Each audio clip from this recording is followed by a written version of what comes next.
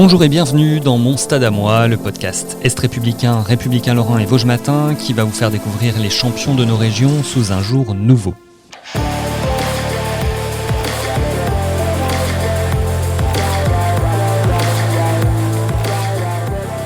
Elles sont sœurs jumelles et plutôt fusionnelles, elles jouent toutes deux au Metz Handball. Orlan et Laura Cador nous parlent de leurs premiers rêves et de leur évolution, chacune à son rythme. Et à Laura Maurice, elles ont d'abord parlé de leur découverte du handball. En fait, c'était... Moi, je suis Laura. Non, c'était... le handball, on connaissait pas du tout. On nous a proposé ça quand on est rentré au collège. Comme option, vraiment, on s'est dit, ouais, pourquoi pas faire un sport en plus. Voilà, on connaît pas, on va découvrir. Et depuis, on y est. Hein. Voilà. Ouais, on va dire, ouais, c'est à peu près ça, oui, effectivement. Quand on est rentré au collège, il y avait juste 2 heures de plus. C'était comme si c'était en fait juste le PS, sauf que c'était du handball, du coup. Et après, on est rentré en club quand on avait 13-14 ans, vraiment. Où on a vraiment commencé, du coup, à faire vraiment du handball. Et à quel moment il y a eu ce qu'on pourrait appeler un déclic ? Soit la passion qui s'est vraiment créée chez vous, soit le moment où vous avez compris qu'il y avait quelque chose à en faire et que vous allez pouvoir devenir peut-être professionnel. Déjà, pourquoi on est resté déjà dans ce club? Parce que dans ce sport, on avait essayé beaucoup de sports, du volley, on a fait un peu d'athlé, on a fait l'équitation, des arts martiaux, et effectivement, on est resté dans le handball parce que je pense que il y a de la course, il y a du contact, et je pense que c'est ce qu'on a aimé. Et après, petit à petit, au fur et à mesure qu'on a eu des petites sélections, les intercomités, les interligues, et après à ce moment-là, on te demande est-ce que tu veux rentrer au pôle, on te propose d'intégrer le pôle, et c'est au fur et à mesure qu'effectivement ton parcours se construit, on va dire, et que t'as petit à petit envie de devenir professionnel, en tout cas pour ma part. Ouais, pour moi, c'était un peu plus compliqué, quoi. Le pôle n'était pas une évidence, c'était pas une grande volonté de ma part. Hein. J'étais pas trop concentrée sur ça, mais après je me suis dit pourquoi pas faire Je voulais pas rater cette opportunité avec Orlan de passer plus de temps ensemble. Du coup, on s'est lancés tous les deux au pôle. Ouais, et notre père nous a toujours dit que ça coûte rien, faut essayer, faut voir jusqu'à où on peut aller dans tous les cas, ça fait une expérience en plus. Si ça se passait pas bien ou si ça se passait bien, c'est une expérience en plus. Je rebondis sur cette histoire d'évidence. Je me souviens, c'était dans une grande compétition avec l'équipe de France, je sais plus si c'était un mondial ou un euro. Orlan, tu le disputais. Laura, tu étais à Metz et je t'avais appelé et tu m'avais dit Orlan et l'équipe de France, c'est une évidence bien plus que pour moi. Donc en fait, c'est pas que le pôle. C'est dans votre carrière, il y a une histoire d'évidence. Comment tu peux expliquer ça? Je sais pas. En fait, Orlan, elle a toujours su ce qu'elle voulait dans le handball. Elle savait qu'elle voulait l'équipe de France. Elle savait qu'elle voulait aller loin. Mais moi, je sais pas pourquoi, c'était pas une évidence. Je sais pas si je voulais d'abord peut-être construire ma carrière professionnelle, dirons-nous, avec l'école, mais c'était pas une évidence. Mais plus Orlan allait loin, plus elle vivait des expériences, plus elle faisait des championnats du monde et tout ça, plus ça m'a donné en tout cas envie d'aller plus loin, de la suivre, de passer, d'essayer de passer vivre ces expériences avec elle en tout cas. Oui, c'est ça. Moi, oui, j'ai eu la chance, j'ai eu des opportunités aussi. J'ai vraiment plusieurs opportunités, comme j'ai pu dire. En 2016, quand Manu est arrivé, à ce moment-là, ils ont pas gardé Alice Lévesque. Et effectivement, il m'avait vu progresser tout au long de cette année. Et il m'a effectivement proposé avec Méline aussi d'intégrer petit à petit l'équipe pro. Et effectivement, ça c'est vraiment une opportunité que effectivement peut-être que j'aurais pas pu avoir, mais là j'ai eu cette chance. Et après en équipe de France aussi, je pense que j'ai eu ces opportunités, ces portes qui se sont ouvertes assez rapidement pour moi. Après, je dis pas que j'ai pas travaillé, j'ai beaucoup travaillé pour ça aussi. Hein. J'ai beaucoup travaillé. Ma première année en métropole était difficile parce que j'ai été opéré du rein pendant une période, donc arrêté. C'était pas facile parce que tu viens d'arriver et t'as déjà un petit problème. Et j'ai travaillé pour avancer et pour rester surtout avec l'équipe première au final. Avant d'arriver à Metz, vous étiez suivi de longue date en Guadeloupe par les instances, par la fédération. Les filiales de détection en France sont vraiment très développées, ce qui fait que les jeunes joueuses se retrouvent parfois avec des étiquettes. Voilà, c'est le grand espoir de demain. Peut-être pour vous, on disait elles ont des capacités physiques hors normes, extraordinaires.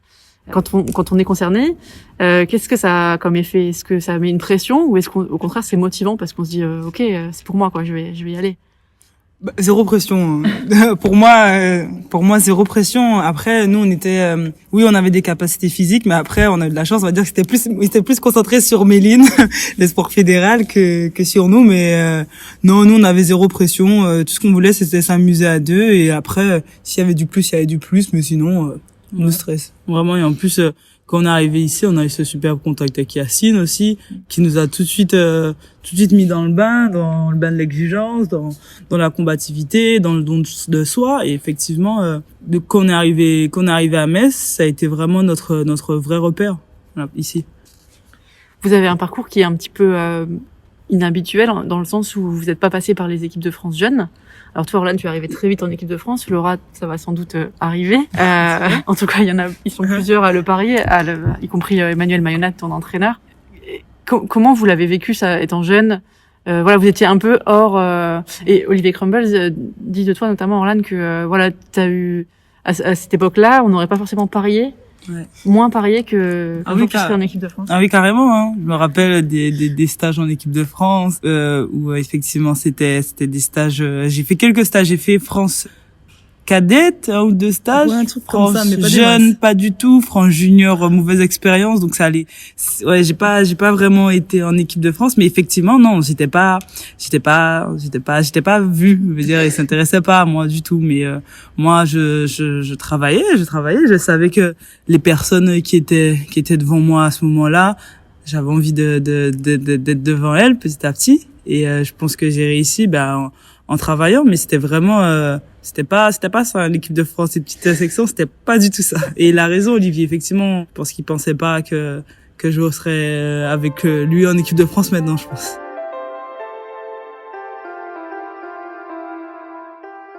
On va parler un petit peu de votre arrivée à Metz, en métropole, le départ de chez vous, de votre île. On sait que la notion de sacrifice est importante dans le sport de haut niveau. Elle l'est peut-être encore plus, justement, quand on est obligé de tout quitter, sa famille, son chez-soi, quoi. On a eu cette chance d'être à 2. D'être même à 3. D'être à 3 avec Mémé, effectivement, on avait ce repère-là. Méline était la première année, elle était chez la famille Bompard, puisqu'elle était pas encore majeure. Et nous, on était, au centre de formation. Donc, on était, en fait, moi, en vrai, dans ma vie, si j'ai Laura, c'est mon repère de vie. Donc, j'ai pas besoin de personne d'autre, mais c'est un peu ça. C'est l'essentiel, quoi. Ouais, voilà, on se suffit largement. Donc on a eu cette chance, et après avec nos parents on avait déjà un peu l'habitude d'être, on va dire, éloigné d'eux, parce que nous on habitait en Guadeloupe, on habitait à Sainte-Anne, et on avait le pôle à Basse-Terre, c'était déjà 1h30 d'écart, et on se voyait que le week-end. Du coup on a vite pris l'habitude de ne pas les voir, en tout cas, et c'est pas qu'on n'a pas ressenti le manque, mais on a su gérer le manque, on va dire. Ouais, c'est plutôt ça, ouais. C'est quoi le plus dur dans l'adaptation quand on débarque à Metz, un pays, à une ville où la météo n'est pas franchement la même? La première année la première année, on a connu les -10. Ouais. Et là, ça nous a donné une tape. On n'était pas prêtes, on avait des chaussures pas en tissu adaptées, mouillées, pas c'est n'importe quoi. Et après, on s'est habitué au final, hein. Sauf que c'était effectivement dur quand on va à la fac, il fait nuit, tu rentres, il fait déjà nuit. Non, c'était les plus difficiles, c'est les moments où il neigeait et quand on allait à la fac, il faisait nuit, c'était pas facile, fallait se lever, fallait aller, il faisait froid. Non, c'était dur ces périodes-là, mais Maintenant, ça va. Hein. Maintenant ça va, on est habitué, on a une bonne doudoune et ça passe, hein. Ouais, et vraiment, on adore Metz. Je trouve que c'est l'une des plus belles villes. Blague à part, c'est génial. On est bien ici. Oh, on est bien. On parlait tout à l'heure de votre relation qui est très forte, on le devine. Quelle est la grande force que vous tirez de cette relation de sœurs jumelles que vous avez toutes les deux? Je sais, je pense qu'on peut se dire les choses telles qu'elles sont. Voilà. J'allais le dire. On peut se dire quelque chose. Quand elle fait un truc de nul, je lui dis clairement, tu déconnes, ça va pas là. Ou moi personnellement, je suis plus dur avec Laura qu'elle est dure avec moi, on va dire. Je sais pas pourquoi, j'ai pas bien cherché pourquoi, mais en tout cas c'est le cas. Je suis plus dure avec elle, mais parce que je sais ce qu'elle peut donner, et des fois elle est un peu fainéante, faut être honnête, hein, Laura. Oui, je le reconnais, donc faut la pousser un peu, et je suis là pour ça.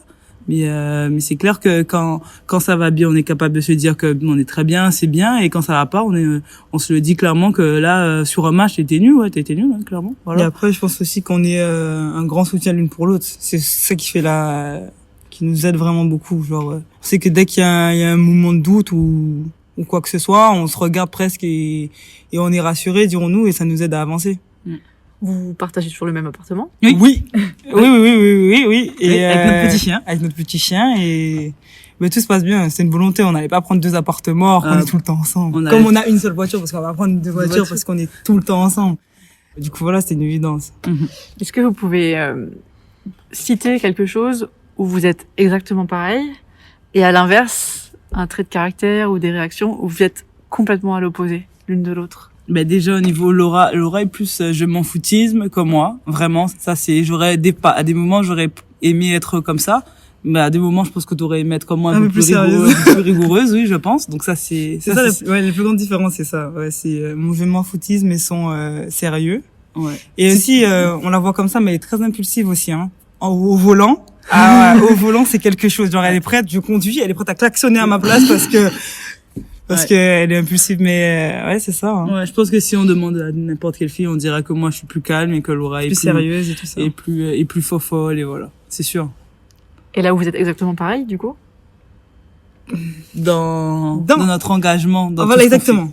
Dans notre engagement sur le terrain, on a par exemple on a la même mentalité quand on a envie quand on joue à des jeux avec des points, très compétitif, on fera tout pour gagner. Et s'il faut arbitrer, s'il faut compter les points, Laura et moi on est les gens par exemple à l'entraînement, c'est nous qui comptons les points parce qu'on veut savoir qu'on gagne, on veut savoir qu'on perd. Donc voilà, c'est ça l'engagement.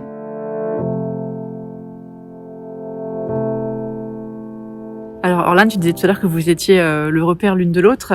Vous avez fait votre parcours quasiment tout le temps ensemble, hormis cette petite année de pré pour toi, Laura. Est-ce que c'est envisageable à nouveau d'avoir des parcours qui se séparent à un moment donné de votre carrière? C'est envisageable. Vraiment, il n'y a pas de souci par rapport à ça. Vraiment, nos carrières sont totalement indépendantes. Ouais, vraiment. Totalement indépendantes. Du coup, si un jour on doit se séparer, ben on se séparera et je pense que ça peut être renforcer encore plus notre relation.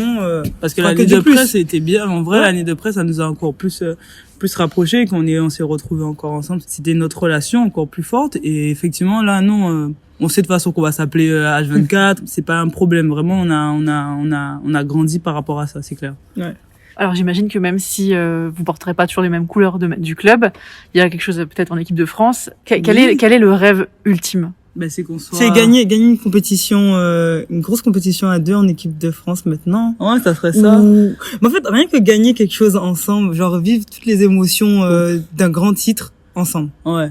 Moi, en vrai, c'est ça. Oui, peu importe que ce soit en Champions League, je pense en équipe de France ou autre, c'est juste pouvoir faire une compétition de vraie valeur. Je dis pas que le championnat de France, bon, voilà, c'est quelque chose qui nous tient à cœur, mais c'est différent encore. Si un jour on arrive à gagner les Champions League, ou championnat du monde ensemble, championnat d'Europe, quelque chose qui est encore plus haut que ça, on va dire, qui change de l'ordinaire, ouais, ça serait génial, ça.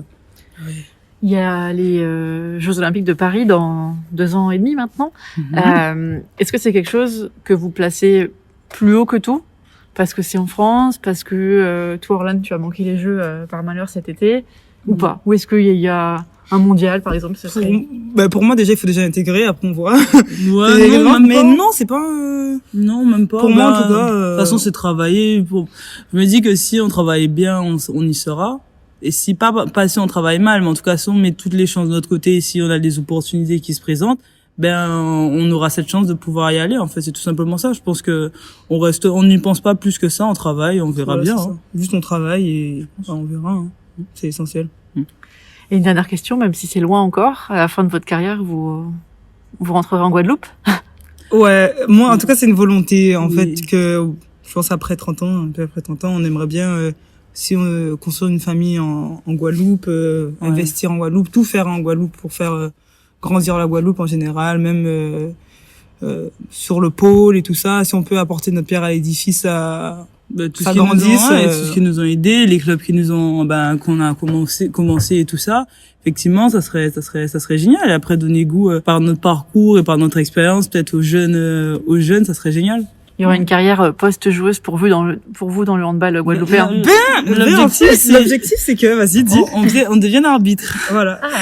Donc, on sera en conversion, au niveau de l'arbitrage, ça serait vraiment cool. On a toujours voulu faire ça. On a toujours Même quand on était en Guadeloupe, on a commencé en faisant ça. Et tout ça. Du coup, on aimerait bien, comme les Bonaventura, mais c'est une volonté, en tout cas. Ouais. De rester dans le milieu. Est-ce que ça vous rend plus compréhensif du coup avec l'arbitrage? Non, pas du tout. Non, pas du tout. Vraiment, je sais pas comment on va être comme arbitre, mais en tout cas, on est vraiment chiante comme joueuse. Hein. Ouais, on est vraiment chiante. Non, frère, on n'est pas vraiment chiante. Non, on n'est pas agréable. Non, on n'est pas vraiment chiante. C'est pas ça le mot. C'est si par exemple on est avec un arbitre qui est nonchalant, qui ne s'investit pas. Ou dans une- l'arbitrage. Ou par exemple ne veut pas discuter, très fermé, après ça devient compliqué. Je pense que tout joueur et quand t'es face à un mur, c'est compliqué de réagir. C'est plutôt ça. Alors. Du coup, je pense que nous, on sera des arbitres assez dans le dialogue. Tchatcheuse. Voilà. Et tout ça, c'est sûr. D'accord. Ben, on a hâte de voir ça dans une dizaine d'années, du coup. Ouais, on espère. Merci beaucoup, Orlan et Laura. Derrière. Avec plaisir.